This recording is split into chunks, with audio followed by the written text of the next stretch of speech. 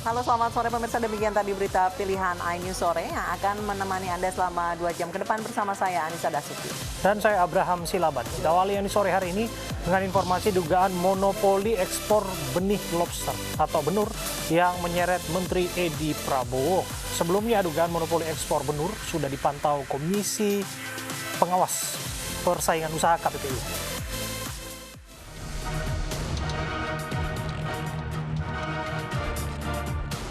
Pusara monopoli ekspor bibit lobster atau benur menjerat pejabat.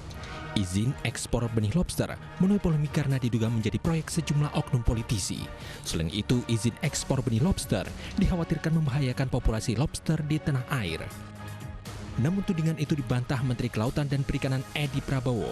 Edi menegaskan mekanisme pemberian izin ekspor lobster melalui verifikasi dan penyaringan yang melibatkan banyak pihak internal, Kementerian KKP termasuk inspektorat yang mengawasi. Kalau ada 3 orang yang ada secara langsung berkorelasi dengan saya, kira-kira salah nggak? Apakah nanti setelah saya menteri semua teman-teman saya nggak boleh berusaha? Saya pikirkan yang penting bukan itu, yang penting fair trade-nya. Perjanjian kesamaannya, bahwa saya tidak memperlakukan secara istimewa kepada semua orang, termasuk sahabat-sahabat saya.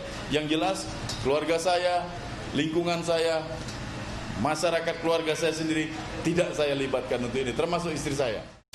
Kementerian Kelautan dan Perikanan membeberkan persyaratan ekspor benih lobster harus merujuk pada Peraturan Menteri Kelautan dan Perikanan Nomor 12 Tahun 2020 tentang pengelolaan lobster, kepiting, dan rajungan di wilayah Indonesia. KKP mewajibkan eksportir melakukan pembudidayaan lobster secara berkelanjutan serta melakukan pelepasliaran lobster sebanyak 2% dari hasil budidaya. Adapun persyaratan eksportir benih lobster: 1. Surat sebagai pembudidaya lobster. 2. Surat penetapan sebagai eksportir lobster dari Direktur Jenderal yang membidangi perikanan tangkap. 3. Komitmen menggunakan benih dari nelayan terdaftar bagi pembudidaya lobster. 4. Komitmen pelepasliaran lobster sebanyak 2% dari hasil panen pembesaran. Lobster dengan berat minimal lobster yang dilepasliarkan adalah 50 gram per ekor bagi pembudidayaan lobster. Sementara terkait kekhawatiran akan populasi lobster, Menteri dari Partai Gerindra ini menegaskan bahwa 1 ekor lobster bisa bertelur hingga 1 juta butir, sehingga kepunahan masih bisa dicegah. Selain itu, dibukanya ekspor benih lobster bertujuan untuk mensejahterakan nelayan. Saya cuma perlu jaminan bahwa begitu lobster ini saya izinkan, benar-benar rakyat yang tadinya tergantung makannya oleh ini kembali hidup.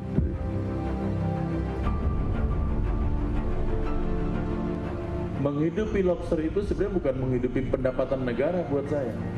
Menghidupi nelayan kita yang tadinya hidup dari itu tiba-tiba mati. Namun keputusan Edi mendapatkan kritikan dari sejumlah pihak, termasuk mantan Menteri KKP Susi Pujiastuti.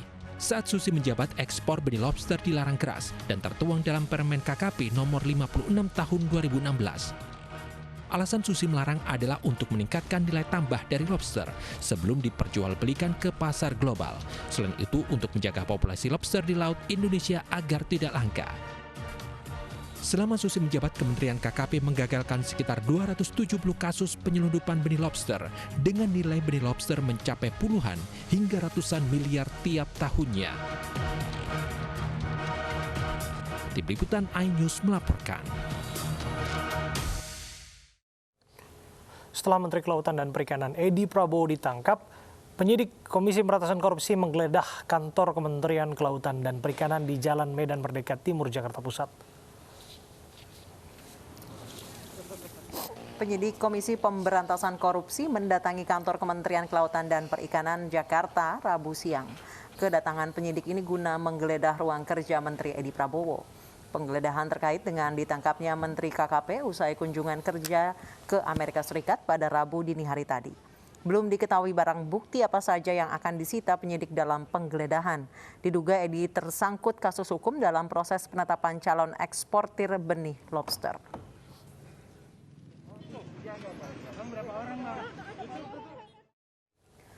Dan pemirsa, untuk mengetahui perkembangan terkini terkait penangkapan Menteri Kelautan dan Perikanan sudah ada rekan kami Hasbi Allah di Gedung KPK Jakarta. Hasbi, sejauh ini apa informasi terkini dari KPK terkait penangkapan Menteri KKP? Ya baik Anissa dan juga Abe, di mana tadi pada siang hari melalui PLT juru bicara KPK Ali Fikri yang memberikan video dan mempublish bahwa ada sekitar 17 orang yang diamankan oleh KPK, mulai dari sang menteri KKP yaitu Edi Prabowo, kemudian juga ada sang istrinya Iis Rosita Dewi sekaligus anggota Komisi 5 DPR RI, lalu juga ada beberapa pejabat dari KKP, kemudian juga ada beberapa dari pihak swasta, dan tentunya dan dikonfirmasi juga oleh Ali Fikri bahwa ada penangkapan atau OTT di 3 lokasi mulai Depok, Jawa Barat, kemudian juga di Jakarta, dan terakhir kemarin pada malam hari, maksud saya di Rabu dini hari, itu penangkapan di Bandara Soekarno-Hatta, di mana di 3 lokasi itu juga dikabarkan ada beberapa 3 satgas sekaligus yang turun, mulai dari satgas penyelidik dan juga Satgas Jaksa Penuntut Umum yang langsung turun dan diketuai oleh Novel Baswedan. Kemudian dalam 1 kali 24 jam nantinya KPK akan terus mengembangkan dan akan memberikan status hukum, di mana apakah akan berubah status hukum dari Edi Prabowo, kemudian juga istri dan beberapa pejabat dari KKP lainnya. Kemudian update-update lainnya saat ini dari pagi hingga sore hari ini di lantai 2 masih terus dikembangkan apa pokok perkaranya, kemudian apa konstruksi perkara dari kasus ini. Lalu nantinya seperti yang tadi saya sebutkan akan dilakukan proses atau status yang akan diberikan oleh Menteri KKP ataupun juga beberapa pejabat lainnya yang hadir. Kemudian di sini juga di gedung KPK belum ada dari pihak KKP yang datang menggunakan mobil dinas, namun pihak KPK terus juga melakukan pekerjaannya, di mana tadi di gedung KKP di Jalan Medan Merdeka datang sekitar 5 orang membawa berkas KPK, lalu memberikan pernyataan bahwa mereka akan memeriksa gedung KKP, lalu juga ke Komplek Widya Chandra, di mana di Komplek Widya Chandra juga dilakukan pemeriksaan. Ada 2 mobil dari dinas KPK yang datang dan hadir untuk memeriksa. Sejauh ini kami juga ingin memberitahu bahwa sore hari nanti KPK mengkonfirmasi akan ada sesi press conference dan akan membahas mengenai ini. Abe dan juga Anissa. Terima kasih, Hasbiala, laporan Anda langsung dari Gedung KPK Jakarta.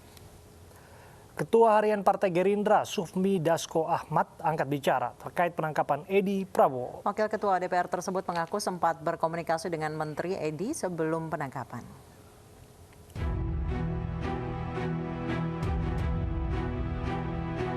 Menteri Edi Prabowo tersandung kasus hukum. Edi dicuduk KPK di Bandara Soekarno-Hatta usai kunjungan kerja dari Amerika Serikat Rabu dini hari tadi. Diduga Edi tertangkap KPK lantaran terseret kasus ekspor benih lobster. Terkait hal ini, Ketua Harian DPP Partai Gerindra menegaskan akan menghormati setiap proses hukum yang berlaku. Kalau saya sudah sebelum berangkat ke Amerika lah, 2 hari sebelum berangkat. Kapan itu, Bang? Mungkin 2 minggu yang lalu ya, atau 12 hari yang lalu, saya lupa. Enggak, dia cuma bilang pamit aja mau ke Amerika. Kita belum memberikan tanggapan, belum bisa menduga-duga sebelum mendapat keterangan resmi dari KPK. Demikian. Selaku mitra Kementerian Kelautan, anggota Komisi 4 fraksi PKS Johan Rosihan berharap masyarakat khususnya pelaku usaha lobster tetap tenang pasca penangkapan Menteri Edi. Kami atas nama Komisi 4 tentu sebagai mitra mengucapkan berbelasungkawa. Ya, mudah-mudahan Pak Menteri, Pak Edi Prabowo sabar atas musibah ini, dan mudah-mudahan apa yang disangkakan kepada beliau itu bisa kemudian diuraikan secara gamblang, sehingga kami berharap persoalan ini bisa terang benderang di masyarakat, sehingga masyarakat pun kemudian tenang dalam berusaha, terutama dalam soal lobster ini. Sejak dibuka pertengahan bulan Juli silam, kebijakan ekspor benih lobster memang kerap menyita perhatian. Meski pro kontra berdatangan, namun Menteri Edi bergeming dan tetap melanjutkan kebijakan tersebut. Tim Liputan iNews melaporkan.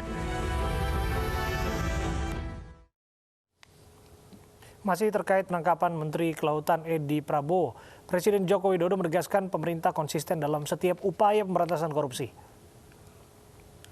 Ya, tentunya kita menghormati proses hukum yang tengah berjalan di KPK. Kita menghormati. Dan saya percaya KPK bekerja transparan, terbuka, profesional. Pemerintah konsisten mendukung upaya pencegahan dan pemberantasan korupsi. Edi Prabowo merupakan menteri yang kerap menjadi perhatian masyarakat karena kebijakan kontroversialnya di Kementerian Kelautan dan Perikanan. Edi yang juga Wakil Ketua Umum Partai Gerindra Bidang Keuangan dan Pembangunan Nasional menggantikan Susi Pujiastuti sebagai Menteri KKP periode 2014-2019.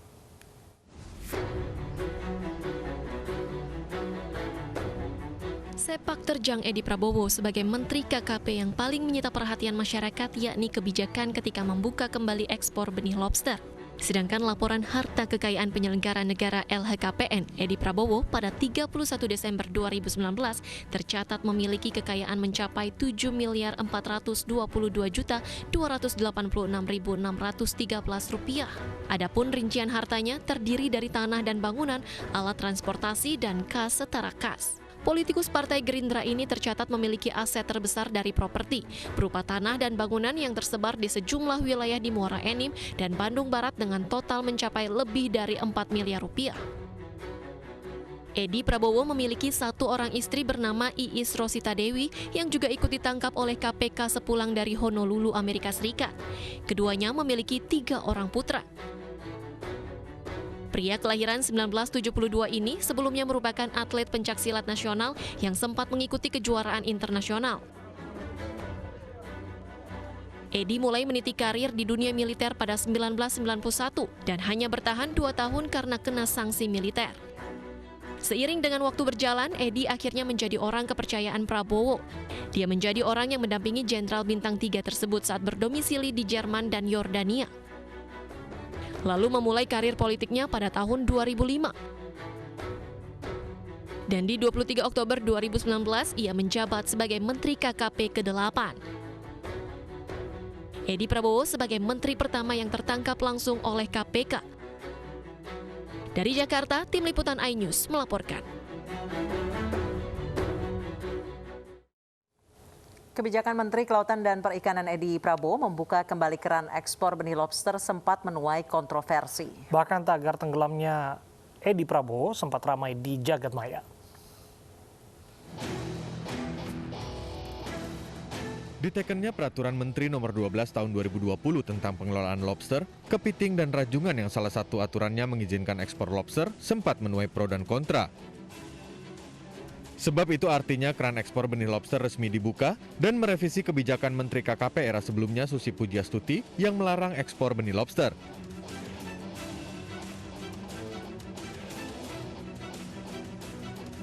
Menurut Edi Prabowo, dibukanya ekspor benih lobster bertujuan untuk mensejahterakan nelayan.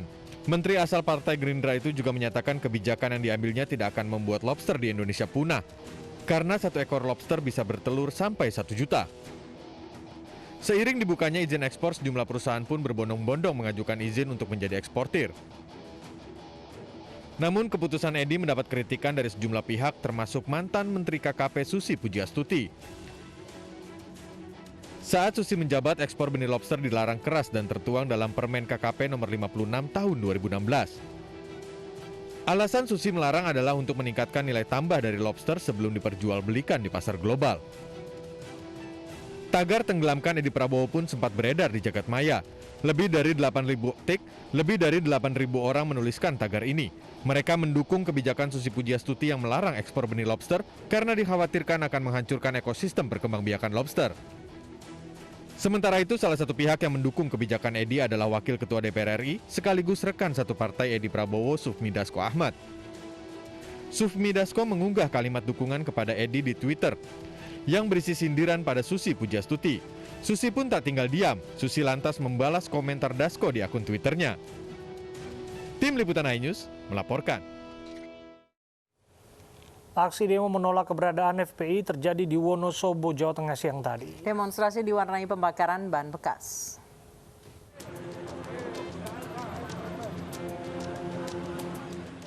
Puluhan massa dari berbagai elemen yang tergabung dalam aliansi Garda Masyarakat Wonosobo Bersatu menggelar aksi menolak keberadaan FPI di Taman Plaza Kota Wonosobo, Jawa Tengah. Demonstrasi menuntut pembubaran Ormas FPI diwarnai pembakaran poster pemimpin FPI Rizik Syihab. Dalam orasinya, massa menolak adanya keberadaan FPI dan mendukung pemerintah untuk membubarkan Ormas FPI. Menghimbau kepada pemerintahan, TNI Polri, pemerintahan yang punya kebijakan untuk membukukan, untuk membubarkan di semua level kelompok-kelompok radikal, FPI, HTI, dan sebangsanya. Setuju? Tak berselang lama, aksi demo dibubarkan petugas gabungan polisi dan TNI yang dipimpin Kapolres dan Dandim Wonosobo.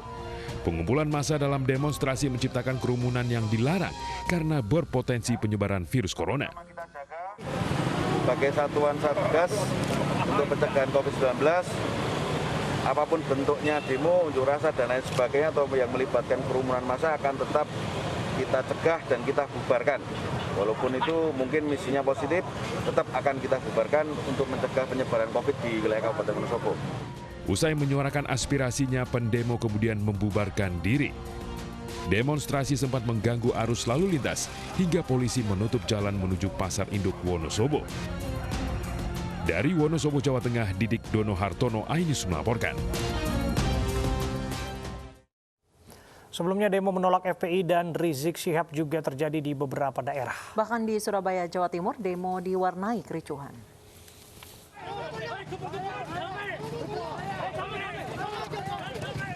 Keributan pecah ketika poster-poster yang dipasang kelompok bernama Aliansi Cinta NKRI yang menolak kedatangan Rizik Syihab di Surabaya dicopot paksa sekelompok orang yang datang secara tiba-tiba. Baku hantam antara kedua pihak menyedot perhatian warga yang melintas dan menyebabkan kemacetan. Bentrok usai setelah polisi dibantu warga melerai. Akibat bentrok ini, 1 orang terluka di wajah. Di tempat berbeda, puluhan warga Surabaya menggelar unjuk rasa di depan Gedung Negara Geraha di Surabaya sambil membentangkan berbagai poster penolakan. Pendemo menolak kedatangan Rizik Syihab yang rencananya akan datang ke kota Surabaya. Pendemo menilai kedatangan Rizik Syihab selalu membuat kegaduhan atas kesatuan dan persatuan bangsa serta membuat kerumunan dengan jumlah skala besar yang menimbulkan klaster baru penyebaran COVID-19. Di Medan, Sumatera Utara, ratusan ibu-ibu mendatangi gedung DPRD Medan untuk menyampaikan aspirasi menolak Imam Besar FPI Rizik Syihab. Massa yang menamakan diri Forum Bhinneka Tunggal Ika ini berkumpul dan menggelar orasi di depan gedung DPRD Medan. Mereka tak ingin masyarakat kota Medan, Sumatera Utara terpecah belah akibat adanya ujaran kebencian dan terganggu toleransi umat beragama dengan kedatangan Rizik Syihab. Tim Liputan iNews melaporkan. Pangdam Jaya Majen TNI Dudung Abdurrahman kembali tegaskan pentingnya patuhi protokol kesehatan. Pangdam juga memastikan akan menindak pelanggar tanpa memandang agamanya. Bertempat di markas Kodam Jaya, Pangdam Jaya Majen TNI Dudung Abdurrahman mengundang sejumlah tokoh dari organisasi keagamaan, yaitu NU, Muhammadiyah, Konferensi Gereja Katolik hingga Walubi. Dalam acara ini, Pangdam Jaya Majen TNI Dudung Abdurrahman mengingatkan pentingnya menjaga protokol kesehatan dan akan menindak siapapun yang melanggar. Maka tak ada alasan bagi kita untuk beragama, tapi melanggar protokol kesehatan. Sebab menjaga kesehatan juga bagian dari mengamalkan agama.